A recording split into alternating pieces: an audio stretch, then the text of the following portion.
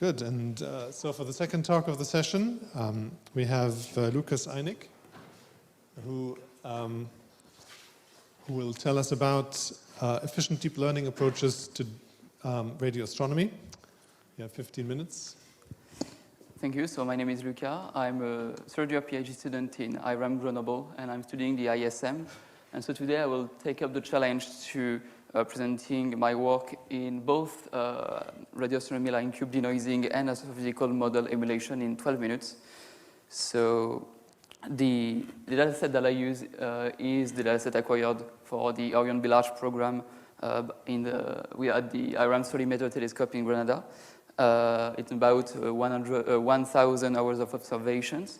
And in order to interpret those images, those molecular line cubes, we have to have proper data processing and also efficient inference procedure.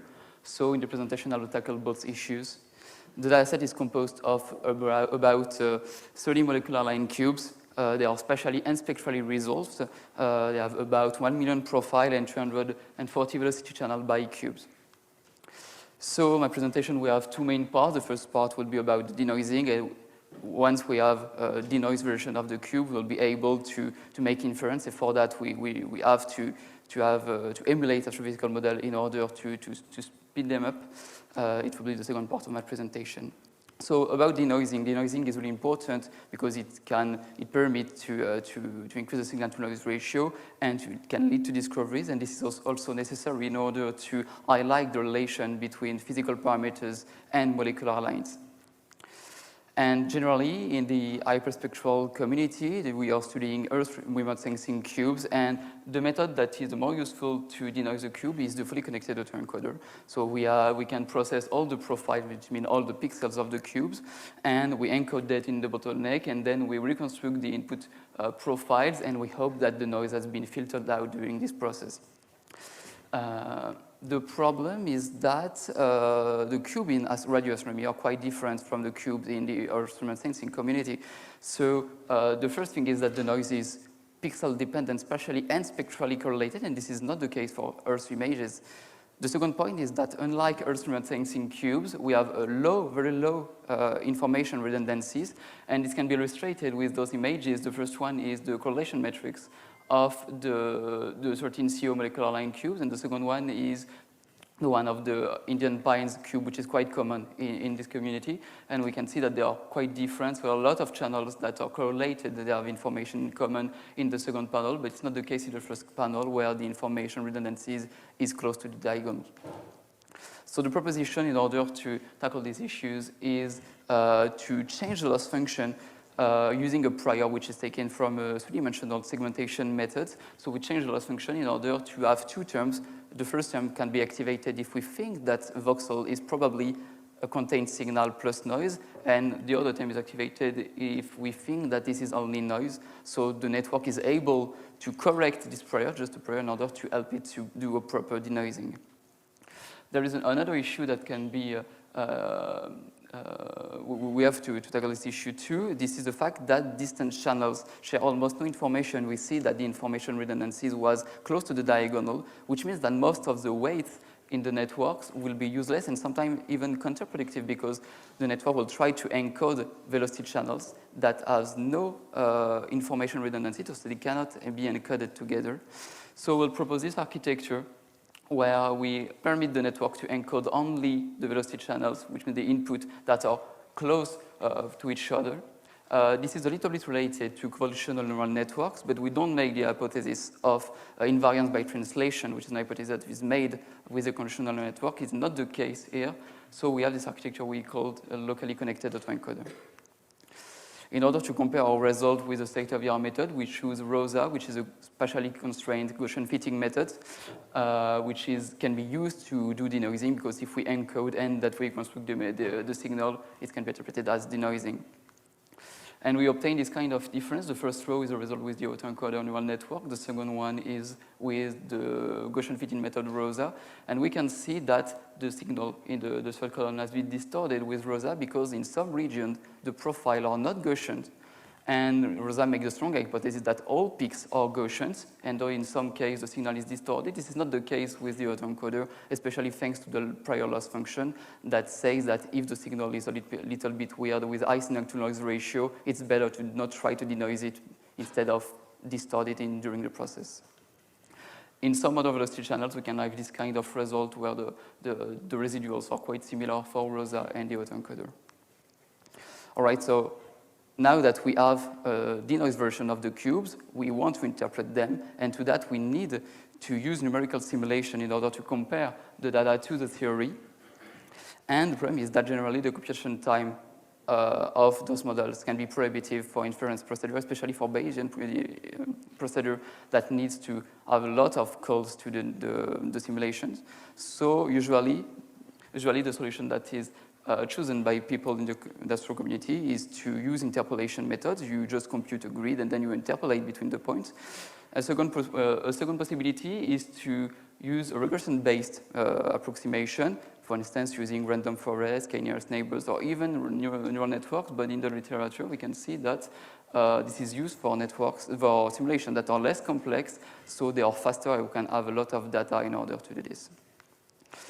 So as a template, we choose the Meudon PDR code because this is a code which is able, the one-dimensional code, which is able to emulate photodissociation region at thermal equilibrium. This version of the code has 4 input for more than 5,000 spectral line intensities as output. The execution time is about 6 hours if we are lucky, because depending on the input, it can take several days. And it may yield anomalies, which are values that should not be written by the simulations. And what is interesting is that the predictions are directly comparable with observations. And most of all, this is a representative examples of complex ISM numerical simulation. Just an illustration of the anomalies that can be written by the network. For instance, this point is here because it shouldn't be here, but it's written by the simulation because the simulation has not converged. So we don't want the network to learn this point because he will learn something which wasn't needed at the beginning. So as a start, we will start from a multi-layer perceptron in order to approach the simulation. The first proposition that we'll make is to ignore the anomalies in a 3-step procedure. The first one is to learn the networks with a robust loss, for instance, the Cauchy loss function. The second point, we will just remove from the data set the points that has been are badly reconstructed using physics knowledge. And the third point, we'll train the network from scratch with a non-robust loss function in order to ignore the anomalies. The second proposition is to cluster the output in different clusters in order to train small dedicated networks for each of the cluster. And the third proposition is to reuse intermediate result because we know that some output can be computed from other outputs, and so in some part of the architecture, the network will try to approximate the identity function, and we don't want the network to do this, so we prefer to be able to reuse intermediate computation. In order to compare with the method from the literature, we're going to compare with the interpolation methods, and the neural network beats the interpolation method on each of the metrics. And if we are using the outlier removal procedure, we obtain results that are quite better than what we had before. So as a conclusion, I have 2 points. The first point is that we show that AI will benefit from strong data analysis and physical knowledge, for example, for denoising, but also for the emulation to a lesser extent, and that deep learning is efficient in order to emulate complex simulation, especially if we are using additional constraints, because neural networks are quite flexible, so it's really easy to add what you want in order to regularize the networks, for instance. And I think I'm done, so thank you for your attention.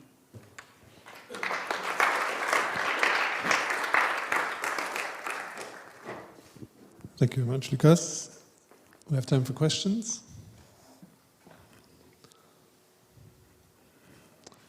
Yes, François? So I didn't really understand the motivation for not using a convolutional neural network. Mm-hmm. What was the reason why you wanted to have this locally fully connected network? I'm not sure I don't really understand your question. Is why I'm not using a convolutional neural network? Convolutional neural networks made the hypothesis of invariance by translations, but the physical properties will be different between the different velocity channels. So when we tried to use one-dimensional convolutional networks, and the result wasn't that good that with this kind of network. Okay. This is merely the reason. It's possible, but the results are not that good. I see. Okay.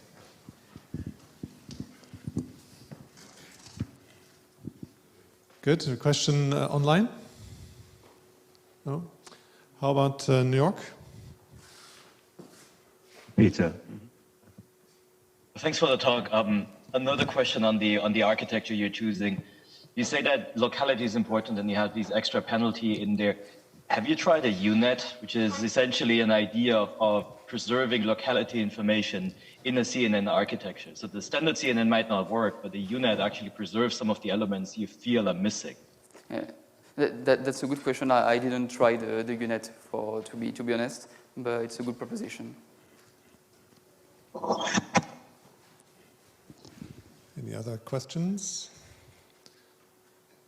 If not, then we'll go to the next talk. Thank you, and let's thank you, Lucas, first for his contribution.